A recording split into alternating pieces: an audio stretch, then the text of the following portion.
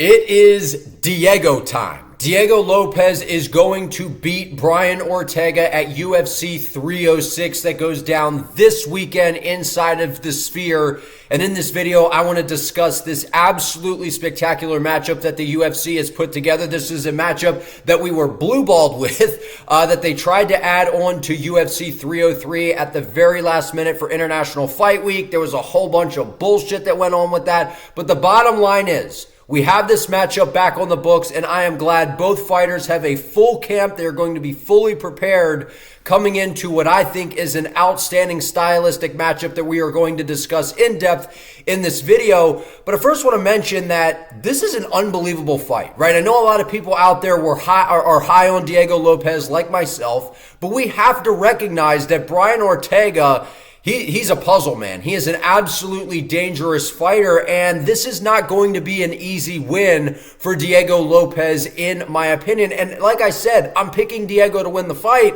but I don't think that he walks through Brian Ortega. Now, that's my initial thoughts there, but I want to really dive into why I think Diego's going to win this fight, because look, I think Brian Ortega is outstanding. He's got very good submissions. He's very durable. He is an absolute warrior. When you talk about the warrior spirit, when you talk about grit, when you talk about heart, Brian Ortega is one of those guys that you are going to nominate, and that comes to mind in that department. But Diego has a skill set that I think is very, very troubling for Brian Ortega, and considering that this is only going to be a 3-round fight, I feel very comfortable picking Diego to win this. Now, if this was 5 rounds, things get a little bit more interesting, because Brian Ortega is someone that you don't finish. Brian Ortega, I mean, you could hit this guy with a baseball bat with barbed wire on it, and I think that he would still be standing in front of you. So to say that Diego's going to go in there and steamroll him like he's done to his past opponents, I'm not sure that that is the most likely scenario in this fight. But the importance of this matchup I want to discuss as well, because, man, you talk about a guy in T-City who it just seems like he has had some of the most unfortunate luck when it comes to the fight game. It seems like this guy will get a win, and then he gets injured in the win, and he's away for a year. He comes back, he loses a fight, then he wins one, and then he's gone for 2 years. Like, it has been just an injury-plagued career for Brian Ortega. And what comes with that is a lot of setbacks. And we've seen that from T-City throughout his career. But what we have seen as of recent is he is coming off of one of the quickest turnarounds in his career, coming off of a spectacular win over Yair Rodriguez. And I know a lot of people want to say, oh, well, he was getting tagged up by Yair and blah, blah, blah. In case you're new to the fight game, like, Yair Rodriguez is one of the most dangerous strikers we've ever seen. Like, so to say that, oh, you were getting touched up by Yair Rodriguez, who hasn't? Everyone that Yair has fought has gotten touched up by Yair Rodriguez. So to say and hold that against Brian Ortega, I think is ludicrous. But he weathered the storm, and he found a way to win, and I was critical of Brian Ortega the first time him and Yair met because, yes, the fight got stopped because of a Brian Ortega injury, but Brian Ortega, it wasn't looking particularly good until he was able to get Yair down, then the shoulder injury, but he was getting tagged on the feet, and then in the second fight, he was getting tagged again, he got dropped, and was able to battle back and win. So when it comes to adversity, when it comes to grit, and biting down and winning a fight, Brian Ortega is one of the best inside the UFC when it comes to that. Now, if Brian's going to win this fight, I mean, he's going to have to drag this thing out, right? And what we saw from Diego Lopes in his most recent outing, which was against Dan Ige, we saw that there are some vulnerabilities when it comes to Diego Lopes as the fight progresses. Now, there were some circumstances where I'm going to come to the defense of Diego here. The guy, like, had, they were trying to book a fight for, it was supposed to be 155 against Ortega. Or, Ortega gets sick. He has to pull out. They're trying to give him different opponents. This weight class, that weight class. The guy's waking up in the middle of the night. He doesn't even know fight day. What the hell?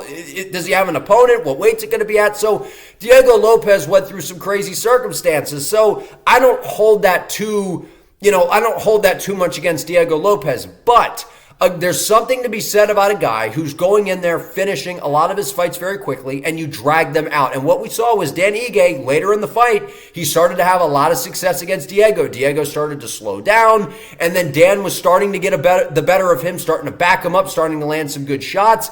But, like I said, a lot of that has to do with the bouncing around of the weight classes, because we have seen Diego Lopes step in on short notice inside the UFC against Movsar Evloev, take him to the hardest fight that we've seen Movsar in inside the UFC, and be just fine going the distance. So to say that that's like something that we should expect for Diego coming into this fight, I don't know that that's fair given the circumstances coming off of the last fight here. But Brian Ortega, he's got underrated striking. I think Brian Ortega actually has pretty darn good boxing. It's improved a lot since he has been inside the UFC, because this is a guy that when he first came in, he was pretty much just like almost like a Gracie guy, where he's just like pretty much, relying on only jiu-jitsu, to where now he has pretty good boxing. He does have pretty good striking. He's implemented spinning elbows. He's just some of the creative things that he's added into the striking, which we really saw at Fight Island when he took on the Korean Zombie. We saw a little bit of the Brian Ortega 2.0, but all of that is very important, because Brian Ortega, he's improved. He's not just some guy that's throwing up submissions willy-nilly. Like he can stand there and strike. He can stand there and strike with you. And I do think that he is a little bit more technical in the striking than Diego Lopes, but he is at a significant power disadvantage when it comes to Diego Lopes. And one thing that Diego does incredibly well is he likes to move forward. He likes to beat up the lead leg. He likes to get into that phone booth and launch those nasty uppercuts that we saw him land on Sadiq Youssef. That is his game plan. He loves to attack that lead leg. He loves to back you up against the fence, insert himself into the fight, not give you time to kind of move around, get your feet under you, which is something Brian Ortega loves to do. He loves to kind of feel the octagon. He likes to move around and kind of, move forward. He'll be moving his head and kind of gradually build, where Diego Lopes, he doesn't even want to give you the opportunity to do that. It's like Conor McGregor, where Conor he gets in your face right away. There's no thinking. It's just fighting. And that's what Diego tries to bring you into. And from what we've seen, it is incredibly dangerous when Diego does that, because like I said, he attacks the leg. He tries to, to chop you down at the base. Then when he gets to the inside, because he's a big guy for the weight class, you'd think, he wants to kind of keep you at range, keep you at the end of the jab, fire some right hands. He loves to get in tight, almost like Gaethje, and launch that nasty uppercut up the middle. And the power that this man has in his hands is absolutely spectacular. And I think that this might be one of the hardest hitting guys that T-City has ever been in there with. And so when it comes to the striking, I think that Brian might be a little bit more technical, but Diego Lopes definitely has the power advantage. So to say that Diego Lopes could hurt Brian Ortega, I think that there's a real possibility. We're seeing Yair land some good shots down the middle, which is something that has given Ortega some issues with in the past, is that good straight right hand down the middle tends to land quite a bit. So if I'm Diego Lopes, that's absolutely a shot I'm looking to land on Brian Ortega. Now, the more interesting thing to me, other than the striking in this matchup, is the jiu-jitsu. Because when you talk about, when it comes to the grappling, right, there's a lot of different elements with grappling. There's the wrestling, there's a lot that goes into it. But when you find two guys like this who have outstanding submissions, now what I mean by outstanding submissions and outstanding jiu-jitsu, these aren't guys like Colby Covington or, where they're just taking you down and just trying to wrestle you and blah, blah, blah, and they're just winning on control time. These are guys that when the fight hits the deck, they're looking to submit you immediately. They're trying to grab a limb. They're trying to grab your arm. I mean, they're looking for a submission immediately, which is why these guys are so entertaining.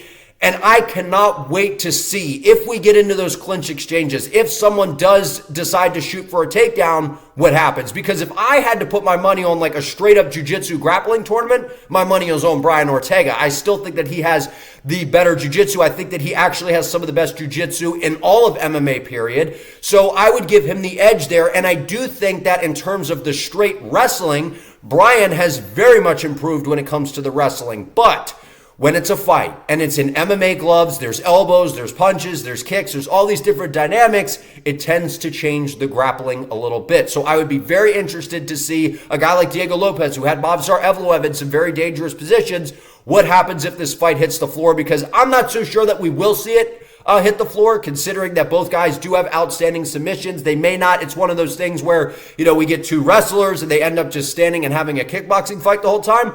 But if there's someone that's going to look to resort to the grappling in this matchup, I think it's going to be Brian Ortega, because I think that he feels very safe defensively, and he knows if I can wear on the big Diego Lopes, if I can tire him out, if I can drag him into those later rounds to where maybe I can catch him at a submission, maybe I can land a shot that rocks him to where then I can lock in a submission, I think that Brian Ortega is actually going to lean into the grappling in this matchup and try to wear on Diego Lopes, try to tire him out, and then eventually maybe look for a submission or something along those lines. But nonetheless, man, this is an outstanding matchup. The technicalities in terms of the striking, I think they are both very, very good in different areas, to where Ortega may be a little bit more technical, Diego, a little bit more wild, but he has the power. And then in terms of the jiu-jitsu, two outstanding grapplers, man. This is a great fight, but at the end of the day, I think that Diego Lopes, not only does he have one of the best skill sets inside the division, but I think if he wins this fight, especially if he's able to find a finish over Brian Ortega,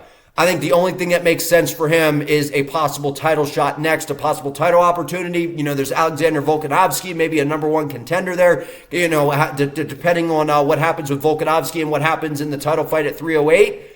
Very interesting time to be alive, man, inside the featherweight division, because look, if Brian Ortega can somehow pull this off, who's not to say that maybe T-City could slide into a title shot. But I want to hear from you all down in the comments. Like this video, comment your prediction. Do you have Diego winning this? Do you have Brian Ortega getting it done? Subscribe to the channel and help me out. I would appreciate it. See you next time.